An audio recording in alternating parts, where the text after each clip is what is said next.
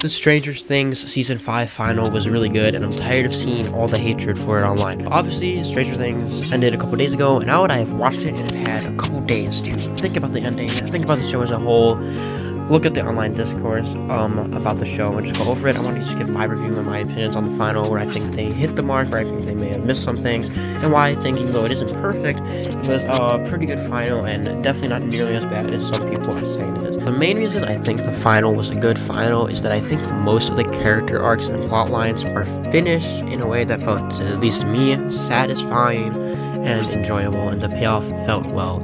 I especially loved the epilogue. My favorite moment of the entire episode was probably Dustin's graduation speech. The D&D callback to the first season, where the show began, was also super cool. I really like all of the supposed futures that they gave the characters. I feel like all the arcs felt relatively complete, and their supposed futures made sense. I felt Elle being the only real major character death, and I'll get back to that later, also made a lot of sense just from a narrative perspective. I always felt that she wasn't going to survive, if anyone in this show, just because even if she did, she would just never be able to live a normal life, because the military would always be after her. And I knew this before Kali said it. Like, I know Kali got a lot of hate for telling Elle to sacrifice herself, which I never understood, because at the end of the day, like, when you really think about it, Kali was 100% right, and I've been a Kali defender since day one. So I'm extremely happy to see that her character turned out to be good in the end, and that they didn't do the Kali's evil twist.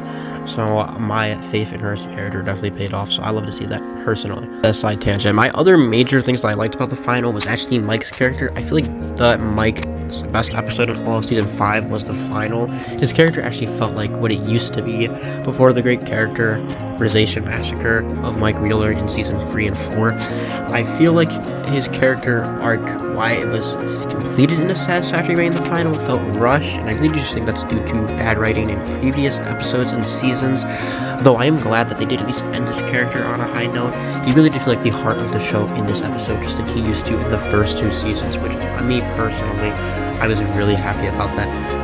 The final battle, despite being short, and I will agree with people's complaints that it was quite short, was still really entertaining, and it had me engrossed the entire time, and was just a really epic and cool final battle. And it kind of makes sense that it was short, because we gotta remember that Vecna was being attacked by 11, Will, along with Holly in the mind space, and also his own past and trauma in the mind space during that fight. So he was being ambushed on like 3 different fronts and was in a weaker mental state already. So of course he was gonna struggle. And then the Mind Flayer, just trying to assist him, was being attacked by like 6, 7, or 8, I don't remember how many people, like fully armed characters. And yeah, they weren't military soldiers, but like they had military grade weapons with them. They had guns, they had bombs, they had fire, which we know the Mind Flayer's main weakness is fire, because it likes it cold. So I don't think it's that crazy that they were able to put up a decent fight, or at least keep the Mind Flayer at bay long enough for 11 to kill Vecna, which was basically the Mind Flayer's heart. I feel like a lot of the final battle wasn't the final battle itself, but was more of the build up to it, like the world closing in, and then 11 going into his mind and having to stop him from pushing it any further. The whole military plot line, which was all in Cali stuff. So I think that's why the final was short, because they had a lot of setup towards it, which was still action packed. So I think I'm okay with that. I know some people might not be that happy with that though. 2 things that people seem to be complaining about the final, and I will agree with them on some of these points, is that it just felt rushed, the pacing was off, and that there's a lot of plot holes. And I know a lot of people also weren't happy with some of the characters' endings or the resolving of character arcs.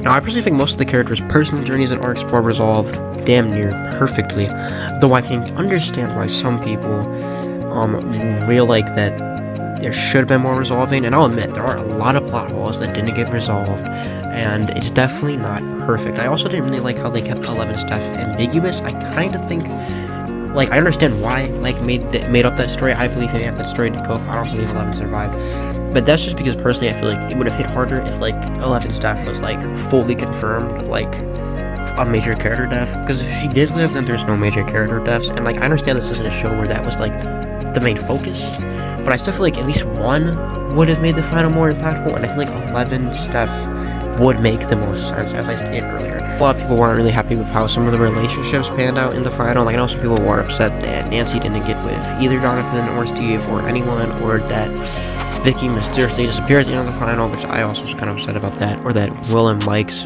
relationship slash storyline together, it just wasn't finished in a satisfying way. Like, the rejection didn't feel too satisfying, their makeup up too quick, as Mike just accepting me and like, oh, we're best friends, and I could see why some people felt that. And I think the main reason a lot of the character relationship arcs especially don't feel complete is because, one, I don't think that was ever the main central focus of the show, at least when the Duffer Brothers were writing it. I think it was always more focused on them as a party and kind of working together as like one happy family, and they wanted to kind of bring that dynamic back in season 5, which I think they succeeded in.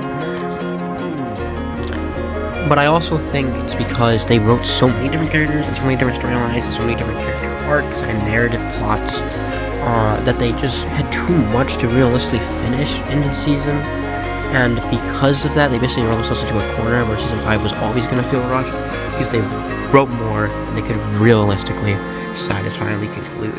I think they did the best they could with sloppy writing, but I do think at the end of the day, they did make some pretty costly writing mistakes by just writing too big of a story to satisfyingly finish in only like 8 episodes, and I think that's why it felt, especially Volume 2 and the final, really rushed, as they were kind of just rushing to solve as much as they possibly could and to put as much of it together and bring as much of it together as they could with the limited time they gave themselves. I feel that was probably the biggest mistake that they made throughout the whole show, and is the main reason the final didn't hit on all marks. But overall, I still think the final, for me personally, was like a strong 9 to a light 10. I can see why some people might think it's a 7 or an 8, though I refuse to believe that it's anything less than a 7. And if you disagree, that's fine. I just think that's kind of crazy.